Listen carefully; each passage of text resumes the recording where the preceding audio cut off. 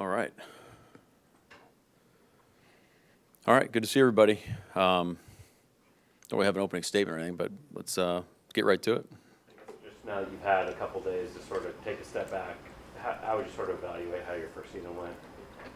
Yeah, we've had a great, obviously what happened yesterday with moving on from Ryan took the better part of the morning, but we've had, since the team meeting, having a lot of opportunities to talk to our coaches and our players, and it's been really great. Just really optimistic, fired up for what's ahead of us, where the direction our team's going. I think, obviously we want to be, fighting it out in the playoffs, and felt like we had a good enough team to do some damage, but we didn't earn the right to do that. So we're moving on, but we're really, just excited about what's to come and working through like what the offseason is going to look like, making some tweaks, how do we evolve, all those things, all that stuff's ahead of us, how we build our roster, all those types of decisions, finding a new offensive coordinator. All those things. So it's an exciting time.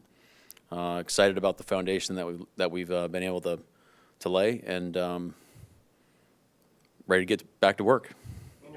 In your comments yesterday, you kind of mentioned the vision that you have for the offense, and maybe that didn't align with Ryan. What is your vision for the offense? What would you kind of see as that going forward that you want to get out of this new hire? Well, I just, I think look, it's not like we weren't together on this thing the whole ride of the way. We just decided it was the right decision to make, and there's some specifics that I'll leave that to Ryan and I's conversations today and throughout the season, but we want to mirror our football team.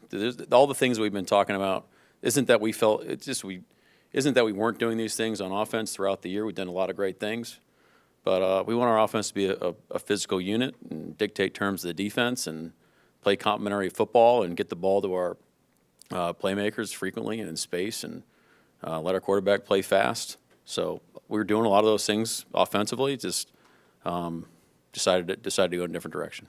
A lot of people look at the run-pass numbers and they assume that that's the reason that Mike Macdonald just wants to run more. Are they oversimplifying? Yeah. We can get into all the specifics and all the numbers and the ratios, and whether or not we kind of ran it back again this year or not, there's definitely things that we want to improve on in all three phases. Be happy to answer those questions offensively on specifics, but it really was an alignment thing and a vision thing, and that's why we made the decision. Assuming you guys were aligned 100% in vision and alignment in February, what changed between then and now? Well, I wouldn't say that it just didn't manifest itself the way that we expected, and I think we kind of grew the way the offense, the direction that was going. It just wasn't the way that I wanted it to go. The Arizona game, the second one a couple weeks ago, how close to like an ideal offensive performance was that for you guys? Well, I think that game we played complementary football. Defensively, we didn't start out the right way. Offense came back and kind of answered the bell. We were able to take the ball away defensively. Special teams, I thought that was one of our best games of the year. So that's what we're shooting for as a football team, is just play better complementary ball in all three phases. Offensively, it was great. We ran for a bunch of yards, and I felt like we took care of the line of scrimmage, and thought Geno played fast. But these things can kind of take different shapes and of how you want it to play out. So, as we look forward, and I'm sure you want to ask on what we're looking for, the new coordinator and all that, it's not a specific. It's not like hey, I have to have A, B, and C. We want to have an open mind. We want to try to find the best fit for our football team and the guys we have on offense right now. This was your first season, obviously overseeing an entire staff. Do you feel like your idea of the vision that you have on offense now has maybe a little bit more clarity after being able to go through this season and now being able to go into another hiring? Yeah, I think that's probably fair. But I think that transcends our entire football team, the direction we want to go, things we want to emphasize more, how we build the offseason. Kind of every decision you're making, having done it for a year, and understanding the people we have in the building and our coaches and players and how everything operates, just having a base layer foundation of understanding is it's going to be really helpful. Do you anticipate any other? Go ahead, Bob. I was going to say, do you anticipate any other changes with your coaching staff? Well, it's tricky. When you decide to bring in a new coordinator, there's probably going to be some movement with it because those guys are going to want. We want our new coordinator to feel like they have a lot of influence in their staff. So We might have some movement when that happens, and we might not. So we'll kind of go through the process and figure it out as we go. What do you think makes this OC role attractive relative to others in the league? Man, I mean, I think it's a heck of a job. I mean, it starts with the organization. I mean, all the things that, all the reasons why I felt like this is such a great place to be has been backed up, tenfold. So it starts there. And then our players are really the next best. I mean, shoot, we got great players, man. I mean, we got a great young core. And I think it's a heck of a job. I think it's the best job out there. Mike, the physicality you wanted on offense and didn't get, did you have the personnel to do it, and it just didn't happen with the play calling, or did you not have? I think as a football team in all three phases we can do a better job, and I think we have a really talented roster that we can grow from, especially a young, really talented core that is going to grow and develop, and hopefully we're together for a long time. That I really believe in this young crew. Does the new OC need to have NFL play calling experience? I wouldn't say it's a prerequisite. What did Geno Smith's season from start to finish? How do you kind of assess that? I mean, I referenced this yesterday and how we played off it. We did a lot of really good things, and one of those things is Geno's productivity, and this is something that I'm looking forward to building off of. I thought he had a really good year. I'm sure. Like when we had a conversation yesterday, but the feeling you get was he's proud of the things we did, but felt like we could have done a better job as an offense and as a team, and could have put ourselves in a position going into the tournament to go make a run at this thing. In the last 5 games, you guys averaged almost 5 yards per carry over that time. How do you feel about the progress of your offensive line with all the upheaval that you had early in the season and getting some young guys in there? Yeah. I mean, that's a great point, and I think that kind of alludes to the growth that we had and the people that we have. The players and the offensive line getting consistency. I mean, you look at the guys who were playing towards the end of the season. Abe coming off the injury, Olu really taking the center spot. Jalen Sundell had some good reps. Satawa, thought he played some really good football for us. He's got a great future. So, building on those things, the tight end position, I think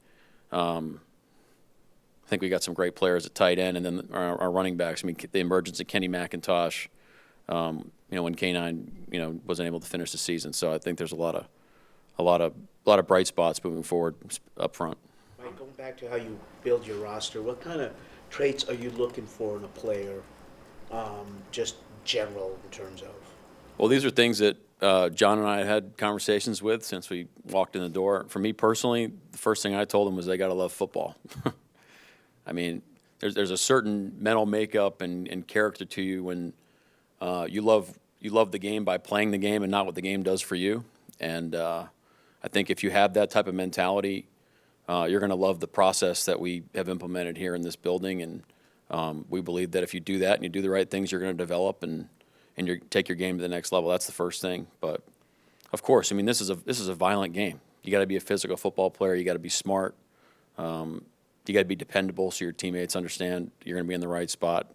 All those things are really important. Your line is one of the youngest in the league. How do you decide on improvement where you're going to bet on development versus experience and knowing what you're going to get from somebody? Well, I don't know if that's I don't think that's specific to just the offensive line. It's an interesting question. It's probably a case by case basis. It's probably depends a lot on the confidence you have in the person you're willing to develop. And there's some positions where you feel like, hey, we're always going to add at that position no matter what, just because of the depth you need. Offensive line is probably one of those positions where you're always going to want to be in a kind of continuously build mode. So John and I haven't talked about. I mean, we're still working through the beginning part of the strategy here and working through the coordinator search. But those will be conversations we'll be having throughout the spring. Mike, last year you didn't even get here until beginning of February, I think, and then you're building coaching staff. How much are you looking forward to a full off season? Tremendously. Personnel stuff, everything. I mean, the silver lining of being in this situation is, and the opportunity that you're presented is, you do have a head start on the rest of the league to a certain extent. So this is something we really have to make sure we take advantage of. This is a position we don't want to be in ever again. So hopefully, you make the most of it, and now we're kind of springboarding into creating those opportunities. Related to that, Mike, how much more involved are you going to be in picking this OC than the last one? How much more? I was 100% involved last time. I'll be 100% involved this time. What is that? Is there one or two things that you really kind of learned that maybe going in before becoming a head coach that you kind of know now that you didn't know then about being a head coach, having gone through it for a year? Well, I think you come in with a lot of ideas, and what you find is you really need to more double down on the basic principles that you want it to be, the team to be founded upon. You realize that pretty early. Understanding it's way clearer on understanding what we need to do day in, day out, what it feels like, what it looks like as a team, what it's going to take to be a championship football team. The easiest way is it's kind of theory going in of your prior experiences before you're kind of running the show, and now you are, and now it's in practice. So I think as a team and players, the conversations we had, coaches, like just the shared understanding of having gone through the experience and understanding of what we're trying to create is a lot clearer now. Jim Harbaugh said that the O-line is the one position group that depends on no other position group to be good, and every other position group depends on them to be good. Yeah. How closely does that align with your perspective on the offensive line? Well, I mean, you know how I feel about Jim, and I mean, that's a pretty wise statement, is what he said. So I have a hard time disagreeing with that. When you look at DK's season, what do you see with the ups and downs statistically, but obviously some Yeah. great highs too? Well, I mean, I felt like we felt DK's presence consistently throughout the year, and there were some explosives that he really tilted the game in our favor, and that's really the vision we have for him. Is we just wish we could have done it more consistently. I mean, early in the season, if you going into the Atlanta game before he got his knee banged up, he's tops in the league, probably dang near every category, and we wish we could have kept that going since when he got back. So, those are the things we're looking to build off with DK. He's such a force out there. It's not just good enough to get the coverage tilted him. We got to figure out more ways to get him the ball consistently and let him impact the game with the ball in his hands rather than just moving coverage that way. You obviously are going to have a lot more time to look at the film on your rookie class, but how did you feel about the way that group played this year as a whole?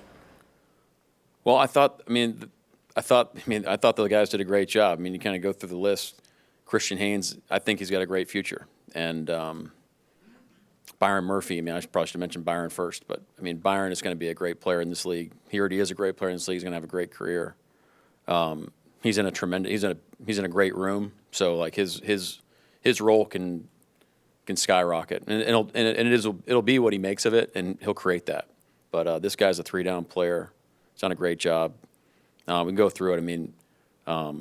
Tyrese Knight coming in and playing really significant snaps for us, playing winning football. I think the overall development of the class is what I'm most excited about. And then a lot of them are forced into meaningful reps, but that's going to pay dividends for us in the future. Mike, speaking of Christian, what do you make of his first year? There was potentially a chance to grab the starting job and run with it there, and you guys went with Satawa. So what do you kind of see of his year and where he can make a stride for you? Yeah, I think he's got a bright future. I really do. And it was when we were making that decision, when we decided to go with Satawa, it wasn't that Christian hadn't done enough to earn an opportunity. We just felt like Satawa did more. But Christian's gotten all the reps. He's gotten a ton. He still had meaningful reps early in the season. I thought he played well earlier in the season, good enough to win. But we want more. We want more from our entire offense. We want more from our offensive line. Guys know that. But I believe in the guys that we have, and any opportunity we're going to chance to develop those guys and make our team better, we're going to do it. As you look back on this first year, how much did you grow as a head coach, and what is the one thing you're most proud of with this team, the way they kind of came together? What I'm the most proud of from the year personally, or what have I learned the most?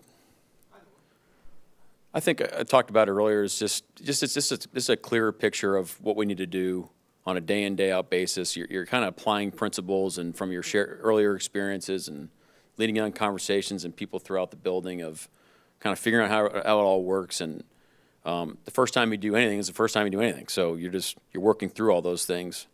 But you have to be in constant learn mode. Otherwise, you're not going to evolve. So it's been an awesome year, man. I mean, it's been, there's a lot of things that have happened that you have to navigate through, and you gotta trust your instincts and your values and philosophy to kind of push you through those things. So, and then with the team, I think, we were at a tough spot in the middle of the season. It could have gone either way, and I think the way that our guys had an approach of kind of staying steadfast in what we're trying to do, the faith they had in me and the rest of the coaches, and the message that we were trying to create, and then hearing from the guys after the season about their feedback, I just think feel really strongly that we got the right guys, and they're really convicted and motivated to make this team a champion. I'm right there with them. With Byron, how do you evaluate what you got from him, and why do you think the more production wasn't there? Well, I mean, we're evaluating everything all the time. So I'm watching this guy do what he does at practice every day, every pass rush rep. AD, those guys are doing the same thing, and he does this stuff at a high level. He plays really hard. He's a great technician for being how young he is.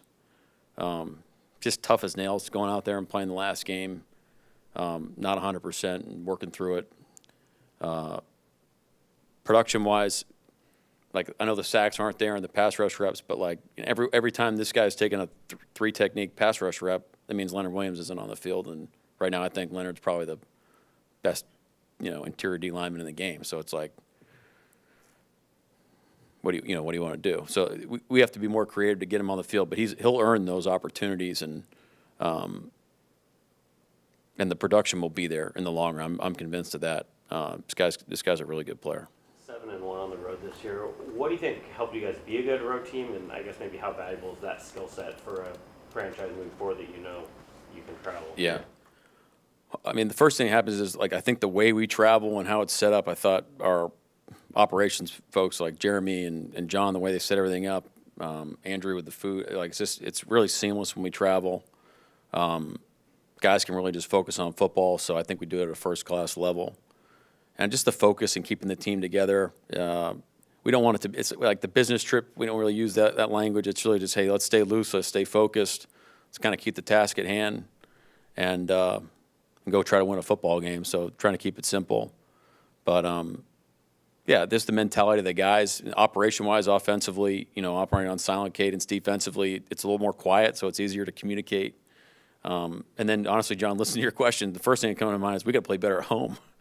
It's great to be 7-1 on the road, but we got to make this place a nightmare for teams that come in and play us, and utilize our fans and the crowd and the 12s, and kind of the whole 12 is one mantra. We really got to make that come to life when we're at Lumen, so that's going to be a major focus for us this offseason. What's the most direct change you can make to make your offense as physical as you want it to be?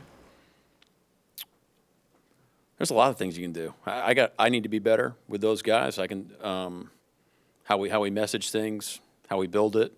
That'll be a big part of how we build our offensive staff and how we build the system in the off season, and then obviously who's going to take the field for us is always going to help that too. With the OC, is any in-house promotions under consideration? Right now, no. Is there, if there's one aspect of your team that you could change in order to win more games next year, what would it be? One more aspect to Aspect of the way your team plays to win more games. play more complementary football. Geno has indicated that he'd like a raise this offseason, plans on going to contract negotiations. How involved do you plan to be, if at all, in making sure Geno's here, or just with the quarterback of the future in general? Yeah, I mean, I want Geno to be here. I think he's a heck of a player. I'm going to do like the first thing always comes back for what's best for the team. I feel like Geno's the best for the team right now, and so I'll be involved with it. Ultimately, it's not my decision. It's a Seahawks decision. So, but Geno knows how we feel about him, and we love him as our starting quarterback for sure. Geno obviously had a lot on his plate this season, but what do you make of just the interception total, and how much of that do you think was, decisions he made, bad decisions he made, versus a product of things going wrong around him? Yeah, I think just as it came up throughout the season, I really feel the same way that I did when I answered those questions. But it's everybody, right? It's putting ourselves in those situations. It's clarity on the reads. It's Geno making the correct decisions in real time. The guys being in the right spots. It's overall how much kind of are we putting on his plate on a play in play out basis. I think all that stuff goes into it, and we're going to look to build on those situations because some of those came in the red zone, and those are critical interceptions that we're going to want back. You mentioned you talked to Geno yesterday. Did he have a reaction to the change in offensive coordinator and what he feels about that? Yeah, I'll just say we had a great. We've been in constant communication since we got the job, and just that was our next conversation. I'll keep our conversation private, but it was a great talk. How does that impact just conversations with an offensive coordinator when you're looking to hire, when Geno maybe wants a raise, but he's technically still under contract for another year? Yeah, you're always, anytime you're bringing anybody in coaching wise, you want it to be. You want to understand what their vision is based off the players that we have and how they would kind of deploy everything. That's going to be definitely a topic of conversation. What do you think of your special teams this year? Just kind of all the kicking, coverage, return. Yeah, I thought we grew throughout the season, especially taking care of the ball. I thought I think Jay Harbaugh is a tremendous football coach. Got a ton of respect for him. I think our guys played really hard. When you watch our tape and you see how hard our guys play, that's something that's proud. That's Seahawk football. Now, I thought our coverage units started out really strong, especially on kickoff at the end of the year. Let too many returns get out on us, so we'll look to improve on that. Our punt coverage unit I thought was pretty good. We need more explosive returns, and I think our specialists played dynamite this season. I mean, Jason Myers bailed us out a lot of situations. I think can't imagine anybody else in the world right now better than Michael Dixon. And it's a shame he didn't get the Pro Bowl. Mike, well, a little off topic, but given the timing, the Hall of Fame vote's coming up. Mike Holmgren's a finalist. I know he's been around the building some. I'm just curious how much you've interacted with him, and then as a football coach, like what has he meant to the game and as an offensive coach? Man, personally, the first time I remember meeting Coach Holmgren, he's kind of like larger than life. Walking through the hall, and then you're in his office, and it's just kind of a Twilight Zone moment, but. He's a legend of our game. I mean, you think about not only is he probably one of the top offensive minds, play callers, head coaches, culture builders this game's seen. The first thing that comes to mind is his coaching tree and the people that he's been able to affect and how that affects the game we love and has done so well since then with the coaches and scheme and all that type of stuff. So I can't imagine a better Hall of Fame candidate than Mike Holmgren.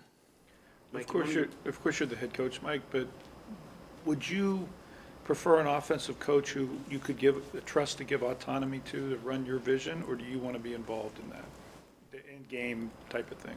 I think the answer to that is both. I think it's both. On your radio station, you said, radio show, how you do anything is how you do everything. Yeah. Could you expand a little bit on that, how that relates to your philosophy? Yeah, we're like we use the term, we do go through, not around. We're not going to take shortcuts on stuff, and so all the details, all the things, how we do research, how we do breakdowns, all that stuff matters. And if you really believe in doing it the right way, you're going to build it. And there's all these little edges that you're trying to chase every day. And if you keep stacking those, at some point that's going to be good enough to win a game. That's going to make a difference in the long run. So you want to build it the right way. How do you think that played out on your team when you went on a 4-game losing streak? That helped you get out of that? Well, yeah, I mean, I think you're looking at process over results in that time. I mean, man, it's kind of hard to like put myself in what I was thinking in that exact moment. But what you're proud of in that moment is guys sticking together and you're trying to find solutions. We weren't in the blame game. We're not pointing fingers. That's just not how we roll. We're just trying to figure out a way to get better.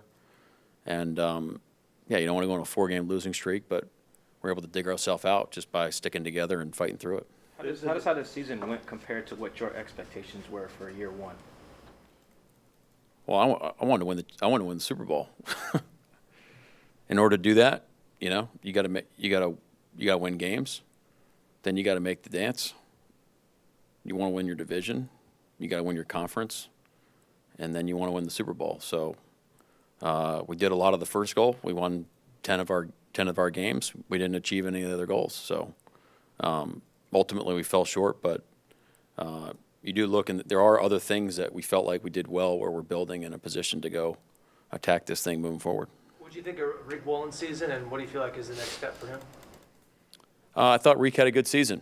Thought he's really grown as a person and a player. And he knows this, but to take his game to his next level is just consistency. Doing it in, day out, down in, down out. But I think he's a heck of a player. Excited about his future. He's a fun guy to work with. Just a great energy in the building. Great energy for our football team. Kind of like a unicorn with his skill set. So he's a fun guy to work with, and we're excited about him moving forward. The defense obviously went through some pretty significant changes from game 1 to game 17. How close is it now, sort of, to the vision that you have of what this, the defense can be? Well, I just think everybody understands what it takes to be good. Myself, coaches, players. So I think we have an alignment going into the offseason about what it's going to take. And to answer the previous questions, like there's no shortcuts. It's not like you can just roll the ball out there in September and be a good defense. You got to go all the way back through the process. You got to do the self-scout. You got to examine your systems. You got to kind of rebuild it from the ground up. All your teaching progressions, how you're going to, how you lay out the offseason, what do you need to install, what do you need to add, who else are you going to all those things need to happen. How we practice every day, how you do anything is how you do everything. So you got to go through the process the right way. But I think we understand what those check marks are, what it's going to take, and I'm excited about that. Do you plan to call plays again next season, or if Adden is back, would you hand those duties over to him? Right now, I'm planning on still calling it. What's an example of something that you're itching to do this offseason that you just can't do during a regular season? Okay, this is weird, but like just taking a walk with my wife and my kid when the sun's out. I literally haven't seen my son when the sun's been out since he's been born. You have, whether it's free agency stuff like Ernest or some of your other guys, or your 2022 class that's all extension eligible, how involved do you plan on being to maybe stand on the table for guys that you want back when you're talking with John and his staff? Yeah, just to understand, like John and I, we're working together on this thing all the time. So it's a partnership. John's ultimately making the final decision. We understand that. But we're not going to do anything that we're not lockstep in. I really believe that. That's the way it's been since we walked in the door. And it's been an awesome partnership. You mentioned DK's injury. Will he have to have any work done or anything in the offseason, or is that? Not to my knowledge, no. When would you prefer to have the new offensive coordinator? Well, there's a balance. You want to kind of be efficient and be fast so you can kind of get ahead, but you want to make sure you're making the right decision too. So there's a balance there of being quick, but you want to be thorough as well. Are you prepared, if you have to wait through the Super Bowl and the restrictions you have for interviewing that comes with that? Right now, I don't think it's. I can't give you a yes or no on that one. Do you have any interviews lined up at the moment? We've put in a couple slips right now. We'll kind of let that play out. Anything else? What have you learned that you will change next year? How you coached, how you led, how you practiced, trained, any of that? I think there's a lot more opportunities to get our coaches in front of the players more, and there's a way that I can allocate my time through all three phases.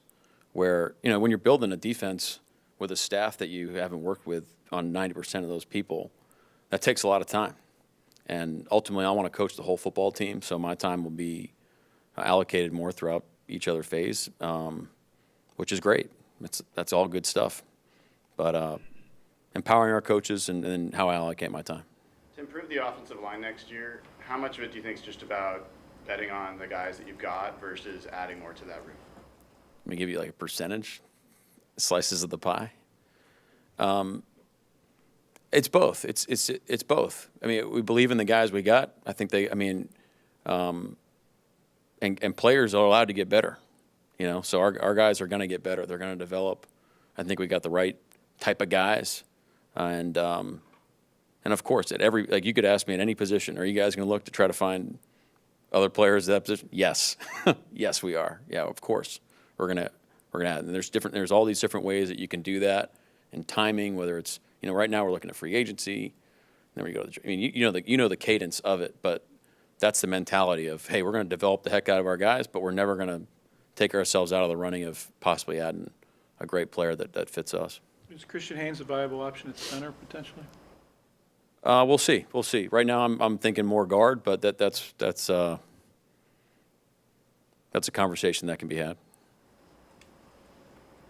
that it? Thank you. All right. Thank you.